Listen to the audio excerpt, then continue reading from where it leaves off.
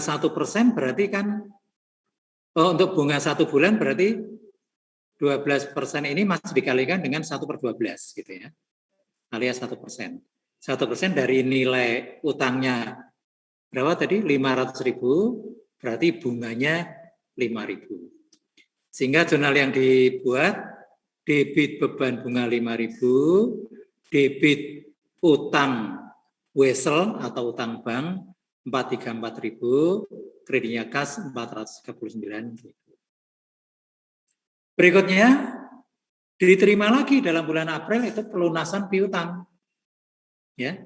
Pelunasan sisa piutang dikurangi dengan 2.000 yang dihapus karena tidak tertagih.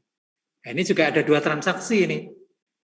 Transaksi yang pertama adalah pelunasan sisa piutang, ya. Transaksi yang kedua penghapusan piutang. Nah, kalau pelunasan sisa piutangnya itu kan tadi piutang yang dijaminkan 700.000, ya.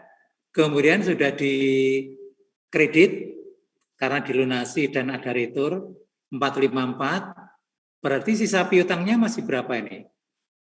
246 ya. 246 yaitu 700.000 kurangi 454. Nah, dari 246 yang tidak tertagih atau yang dihapus 2.000. Jadi yang diterima 244. Jadi jurnal untuk mencatat pelunasan piutang di luar masa potongan adalah debit kas kredit piutang dagang 244. Kemudian jurnal kedua untuk menghapus piutang debit CKP kredit piutang 2.000. Kalau digabung akan menjadi debit kas 244.000, debit CKP 2.000, kreditnya piutang dagang 246.000. Sudah ya. Nah, karena sudah punya uang, maka di awal Mei ya dilakukan pelunasan. Sisa utang bank kita berapa? Tadinya kan 500. Sudah dilunasi berapa tadi? 434 ya. Sehingga masih 66. 66 ini kita hitung dulu bunganya, bunga 1 bulan berarti 66 kali 12% kali 1/12. Ketemu 660. Ya kan? Yaitu bunga sisa utang untuk 1 bulan. Sehingga jurnalnya debit beban bunga 660 itu ada perhitungannya. Kemudian debit lagi utang wesel atau utang bank 66.000, kreditnya kas 66.660. Yang di sisi kanan tidak perlu kita bahas karena itu dari sisi bank ya. Nah, ini contoh yang kedua. Ini juga penjaminan piutang. Ya. Pada tanggal 1 April 2015, Prince Company menjaminkan piutang senilai 500.000 ke Hirbenia Bank sebagai jaminan pinjaman senilai 300.000 yang akan jatuh tempo pada tanggal 1 Juli. Jadi berapa bulan ini? April, Mei, Juni, 3 bulan ya.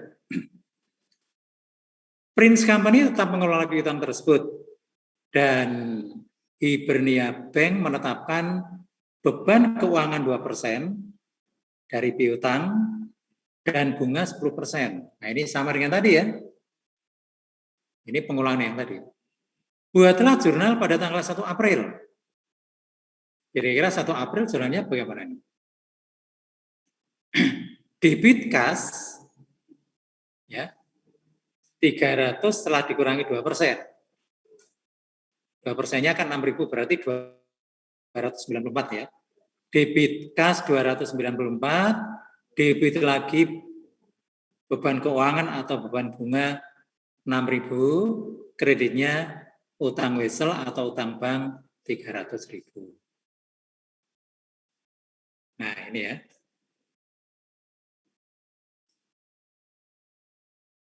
beban keuangannya bukan 2% dari utang bank, tapi 2% dari nilai piutang ya. Di sini kan disebutkan 2% dari piutang. Piutang yang dijaminkan kan 500.000. Ya. Oke, sama dengan tadi. Kemudian yang kedua, buatlah jurnal pelunasan piutang senilai 350.000 selama periode 1 April sampai 30 Juni 2015. Ya, nyatat pelunasan piutang ya sama seperti biasanya ya, debit kas kredit piutang. Kemudian yang terakhir, buatlah jurnal pada tanggal 1 Juli, yaitu ketika dilunasi piutang, dilunasinya utang bank. Ya udah kita hitung dulu bunganya ya.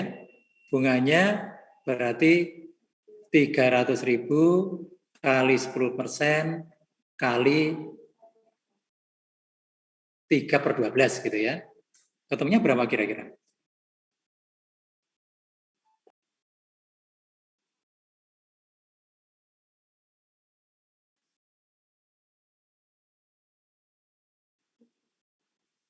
Ya? 7.500. Oke. Ya udah kita tinggal membuat jurnalnya. Debit utang wesel atau utang bank 300, debit biaya bunga atau bahan bunga 7.500, kreditnya kas. Sama gitu ya. Jadi contoh yang kedua ini menegaskan contoh yang pertama yaitu ketika kita menjaminkan piutang. Nah, sekarang kita masuk ke penjualan piutang. Jadi piutang bisa dijual. Ya.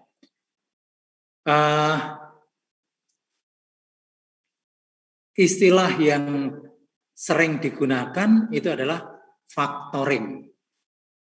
Ya. Nah, faktor itu adalah pihak yang membeli piutang kita. Ya, pihak yang membeli. Atau perusahaan keuangan, biasanya bank. Nah, ini mekanismenya mekanisme yang memang lazim terjadi di negara maju ya. Ini kalau kita ikuti penjualan piutang ini kalau mengacu pada gambar ini sudah dilakukan sejak awal. Ya. Ini ada pelanggan memesan barang. Lalu di sini perusahaan menghubungi faktor, menghubungi pembeli. Ya. Request credit review. Oke. Kemudian setelah itu kredit disetujui. Jadi sama saja ini sebagai perantara ini perusahaan ini. Ya. Kemudian kalau sudah oke, perusahaan ngirim barang. Ya. Ngirim barang, lalu perusahaan dapat uang dari faktor ini. Nah, nanti customer ini bayarnya ke faktor. Nah, tapi kita tidak akan mengikuti gambar ini. Karena nanti kalau kita mengikuti gambar, itu pembahasannya jadi sempit. Karena itu adalah gambar untuk penjualan piutang tanpa jaminan. Oke. Nah, sekarang kita lihat. Yang namanya menjual piutang itu pasti rugi. Ya kan? Pasti rugi. Tidak mungkin jual piutang kok laba ya. Yang beli nggak mau gitu kan. Dia nerimanya sudah pasti sejumlah itu, ya. Tapi bayarnya lebih banyak itu nggak mungkin itu. Oke, sekarang kita lihat di sini.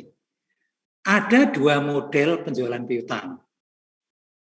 Kalau dulu disebut dengan tanpa jaminan atau without recourse, kalau sekarang disebut dengan